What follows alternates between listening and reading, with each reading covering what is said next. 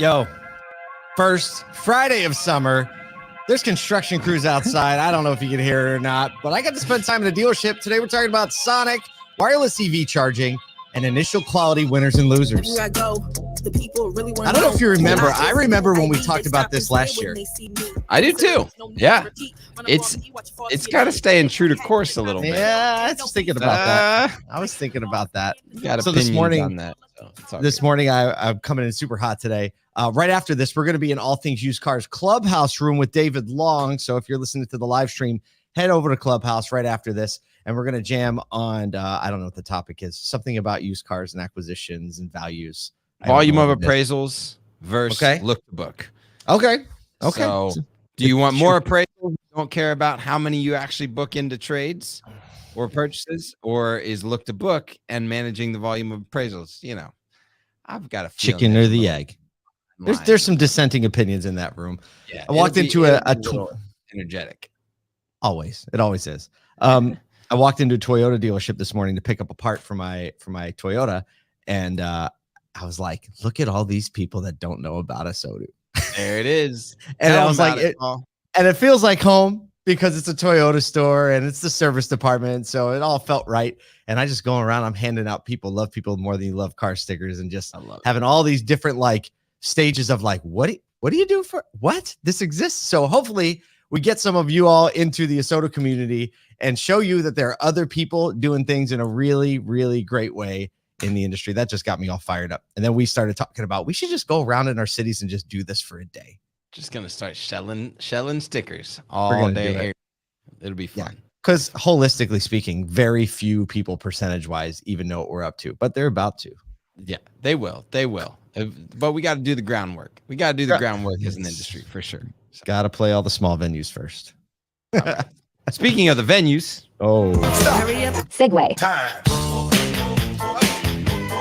What was that? I don't know. In a regulatory filing and a subsequent news release, Sonic Automotive announced the indefinite suspension of operations at 8 of their EchoPark locations. It's their used car side of their business, citing challenges with lower used car availability and higher wholesale pricing. Definitely some issues there. Sonic didn't disclose which locations are affected, but they expect this move will allow them to redirect additional used vehicles to key markets to meet current demand. So they do say that their targets for EchoPark to reach break-even earnings by Q1 2024 are still intact, and their plans to cover 90% of the U.S. population in serviceable area is still on track by 2025.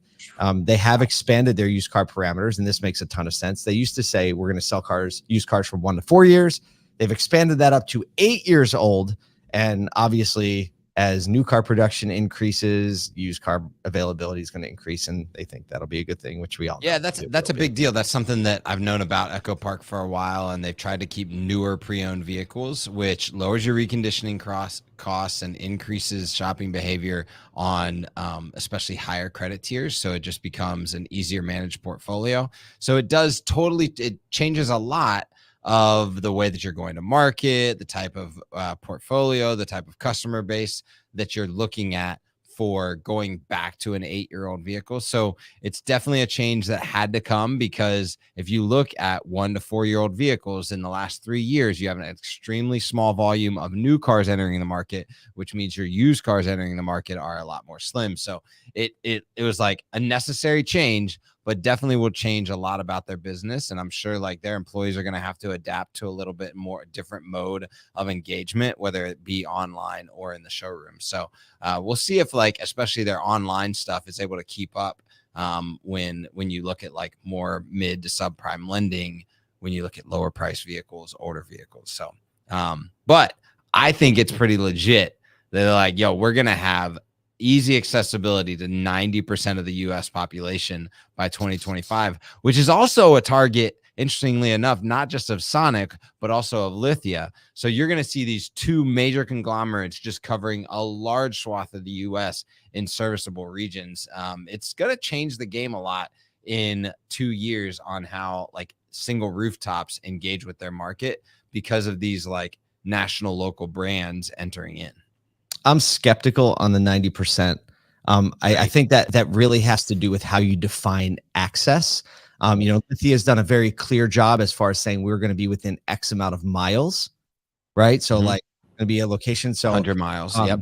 I mean, because you could put a website up right now and be like, we have access to 100 because there's shipping companies out there, right? So like, I'm really skeptical on like what that actually means. I will tell you though, like maybe I was insider knowledge, but it's location knowledge. 2 used car locations in Syracuse have closed, the 2 EchoParks in Syracuse. So Syracuse, obviously a smaller market. They did have decent inventory, beautiful stores. So, like I'm thinking of it from the perspective of like, oh man, a lot of people just lost their jobs this morning because it's real close to home. But I will say this, for the people who are working hard and paying attention in automotive, there is an abundance of opportunity. And I think that these people are going to land in some other really great dealer groups, like the Romano Group and some other groups here in Syracuse, Burdick, that they're probably going to do okay because I can tell you this, talking to Scott Painter over at USA Motor Jobs, there is no shortage of great jobs in the auto industry. We should call him today. We're going to talk to him today and connect the dots with some people we know here in Syracuse. And there you go. Look at that. We'll call Larry Feldman too. That's what we got to do. Hey, the comments are cracking me up this morning. Good morning, everybody in the comments. Adrian's like, good morning. And she goes, Sonic, I thought we were going to talk about slushy happy hour, like Sonic the food stores. Oh, yeah, Sonic. Yeah. George is talking about the backwards hat. Brian Ortega, of course, puts a cherry on it. Dare you guys to end with a B-boy stance. We're like, oh, we might be there. So maybe we'll I'm going to flip upside down and land on my hat. You don't want to do that, though. You just see his feet spinning in the frame. Also, good morning, Hellman. Good to see you as well. All right, speaking of moving, not really. Segue. We'll talk about it. In a step that could move EVs closer to a wireless charging future, Tesla's reportedly eyeing Wiferion, a German startup specializing in wireless charging solutions.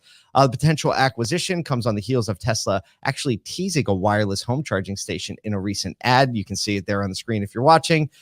This marks kind of the exciting possibility of wireless EV charging, like pull in your garage and get out of your car. Wiferion was founded in 2016, and they developed an inductive charging method. Kind of think of like your phone. Everybody understands wireless charging. There is a question on how much current can you send through that without wanting to get close to it. I still don't fully understand the science behind it. That's a big battery thing going on right there. And Tesla doesn't usually acquire companies, but the deal is expected, if they do, to be in the high double-digit millions of dollars. And I guess another step forward, I guess, in EV adoption and use. They've been talking about, like Tesla has been talking about, and other manufacturers, and even like people on the charging side have been talking about wireless charging for 8-9 years at this point.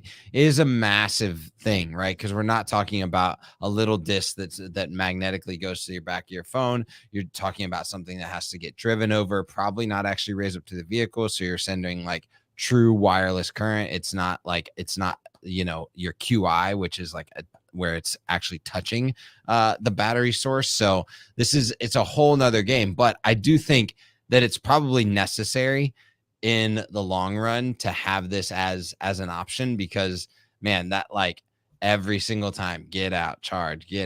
Like there should be a way where you can just drive up, be like, start charging your vehicle. Yes. Boop, done. I think they mentioned in the article that, as Tesla looks toward autonomy, it makes sense if the car can drive itself, that it can also charge itself. No human needed, right? Pull in the spot, pull back out when you're charged, and go. Speaking of just being able to get in and go. Stop. Segue. Time. Or not get in and go, because new vehicle quality is hitting a little bit of a speed bump with car makers Dodge, Ram, and Alfa Romeo now outperforming actually leaders like Who's Toyota. Betting on that? Who's making that bet? Who's going to lead initial quality? Dodge and Ram. I saw, what's wild is the marketing director, the CMO for Dodge this morning was like, cartwheels. Look who's back on top on cartwheels, LinkedIn. Man. Scott Simons is doing jumping jacks in his office. It's amazing. There you go. So this is according to the annual JD Power initial quality study.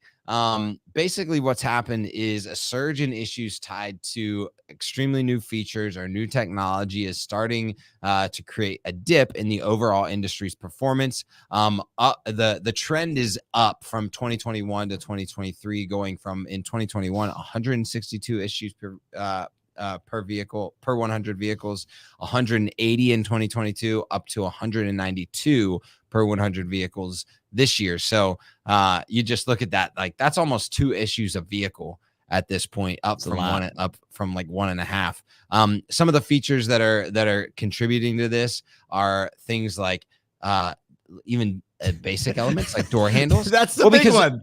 Well, because they're getting redesigned. There was no problem with door handles. There was no problem with door handles, but they're getting redesigned because of necessity of aerodynamics, right? When we're like, how do I get into this? Yeah, exactly. And then even things like, and this is where I got opinions. Things like, wireless charging pads not working.